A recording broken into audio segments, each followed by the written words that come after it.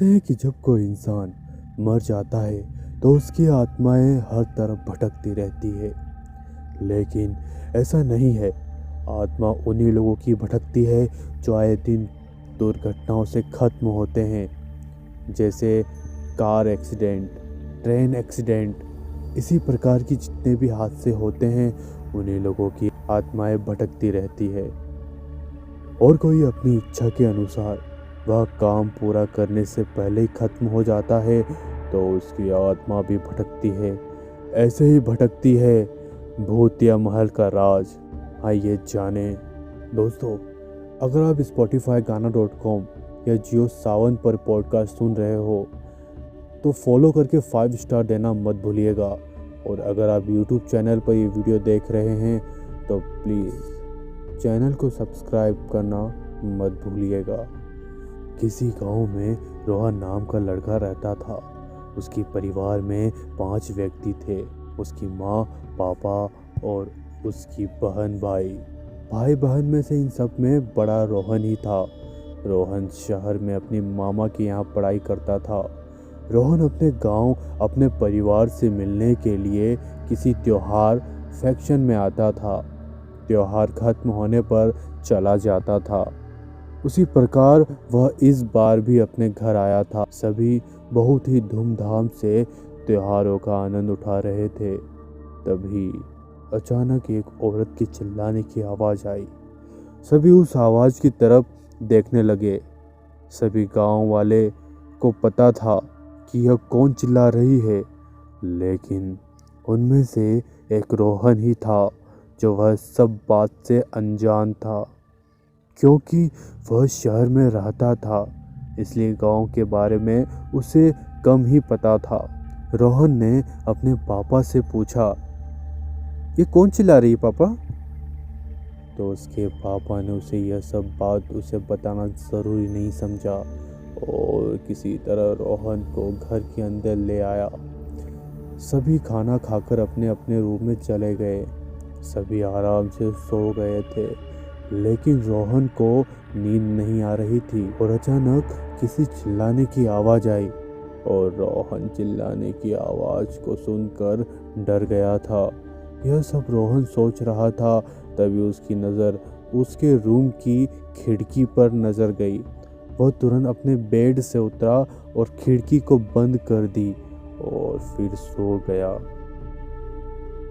और सुबह उठा तो उसने अपने सामान पैक किया और अपने शहर मामा के यहाँ जाने के लिए तैयार हो गया और सभी से मुलाकात करके वह घर से निकल पड़ा। चलते चलते उसने देखा कि एक उसके गांव में बहुत ही पुराना, बड़ा, विशाल और भयानक महल था जो कई वर्षों से बंद था। उस महल को देखकर वह आगे बढ़ गया। वह उस महल के बारे में वो सोचते ही सोचते बस स्टेशन पर कब आया उसे पता भी नहीं चला। अब वो बस में चढ़ चुका था। बस चल दी। चलते चलते बस को करीब 1 घंटा हो चुका था और अभी भी वो उसी महल के बारे में सोच रहा था। सोचते सोचते कब उसका घर आया उसे पता भी नहीं चला। अब वो अपने घर आ चुका था। अपने मामा मामी से मजाक मस्ती में वो सारी बातें भूल चुका था। फिर उसके मामा ने उसे कहा, बेटा तुम ज़्यादा थक गए होंगे, अब एक काम करो, अब स्नान कर लो, आराम करो, ठीक है? रोहन अपने मामा की बात सुनकर स्नान करने चला गया। फिर वह स्नान करके और कपड़े पहनकर खाना खाने के लिए आ गया तो मामी ने उसे खाना निकाल कर दिया।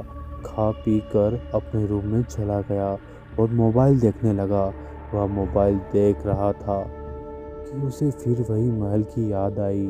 फिर वह सोचने लगा कि आखिर उस महल में क्या है, एक बार तो मैं उस महल में ज़रूर जाऊंगा।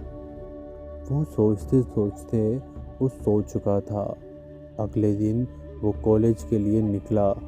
कॉलेज में दोस्तों को अपनी गांव की सारी बात बताई। रोहन के सभी दोस्त उसके गांव की यह बात सुनकर बहुत उत्साहित हो गए। रोहन के दोस्त लोग बोलने लगे, यार भाई, अगर तू अगली बार तू गाँव गया ना तो यार हमें ज़रूर बताना, हम भी जाएंगे, हम भी तो देखे वो महल कैसा है। यह सुनकर रोहन बहुत खुश हुआ। रोहन ने बोला कि हाँ हाँ ज़रूर यार। यह कहकर सभी पढ़ाई की ओर ध्यान देते हैं। फिर छुट्टी हुई और वह घर चला गया। उधर उसके गांव में कुछ अलग ही माहौल था, क्योंकि गांव वाले सभी जानते थे कि उस रात में कौन चिल्लाई थी।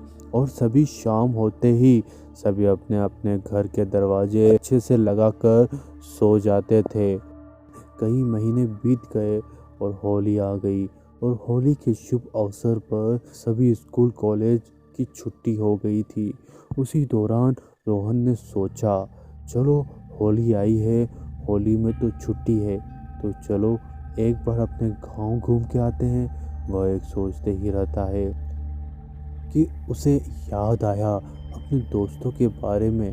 तो उसने तुरंत सभी को एक एक करके कॉल किया और सभी को बोला कि कल मॉर्निंग में हम अपने गांव जा रहे हैं, कौन कौन जाना चाहेगा। जो जाना चाहता है वो अपना सामान पैक कर ले और आ जाए। सुबह यह कहकर वह फ़ोन काट दिया और सुबह का इंतज़ार करने लगा। रात हुई, वह सो गए। जब सुबह हुई तो जंगल तो देखा कि उसके सभी दोस्त उसके मामा से बातचीत कर रहे थे। तो रोहन फट से बेड से उठा और तैयार हो गया। मामा मामी उससे मिलकर गांव की ओर चल पड़ा। उसके पीछे पीछे सभी दोस्त चल पड़े और चलते चलते बस स्टेशन आया और सभी ने बस पकड़ ली। गांव पहुँचे 1 घंटा लगता है। कुछ अंताक्षरी खेले और सभी अंताक्षरी खेलने लगे। अंताक्षरी खेलते खेलते पता नहीं चला कि कब गांव वह पहुंच गए। बस रुकी और सभी उतरे और रोहन अपने दोस्तों को लेकर अपने घर की ओर चल पड़ा। चलते चलते उसे फिर वह महल दिखा और अपने सभी दोस्तों को उसने बताया कि मैं जिस महल की बात कर रहा था, देखो वो वही है। उसके सभी दोस्त बोले, ओह माय गॉड यार, ये तो बहुत बड़ा महल है। यह बोलकर सभी दोस्त महल की ओर चल पड़े। जब महल के पास जाके देखा तो एक औरत लाल साड़ी में बैठी हुई है और सभी बच्चे उसको देखकर डर गए और सभी ने हल्की आवाज में पूछा, कौन है आप? कहाँ से आए हैं? कौन है आप? चले जाओ यहाँ से, वरना दोबारा लौट के नहीं जाओगे। मैं किसी को नुकसान नहीं पहुंचाना चाहती। सभी दोस्त बोले, हम लोग यहाँ कभी नहीं आएंगे। हम लोग तो यहाँ पता नहीं, पता लगाना आए थे कि आखिर यह कौन रहती है। औरत अपनी डरावनी आवाज में चिल्लाकर बोली, चले जाओ यहाँ से, वरना दोबारा नहीं जा पाओगे। सभी बच्चे वहाँ से चले गए और दोबारा लौट कर वापस नहीं आए। तो दोस्तों, इस कहानी से आपने क्या सीखा? क्या लगता है आपको कि कोई अच्छी आत्माएं भी होती है? अगर होती है और आपने महसूस किया है तो कमेंट में ज़रूर बताना। दोस्तों, अगर आप ये पॉडकास्ट JioSaavn Gaana.com या Spotify पर सुन रहे हो तो प्लीज़ फॉलो करना मत भूलिएगा और हाँ, 5 स्टार रेटिंग देना मत भूलिएगा। मिलते हैं फिर ऐसे ही खौफनाक दस्ते के साथ। तब तक के लिए टेक केयर, बाय।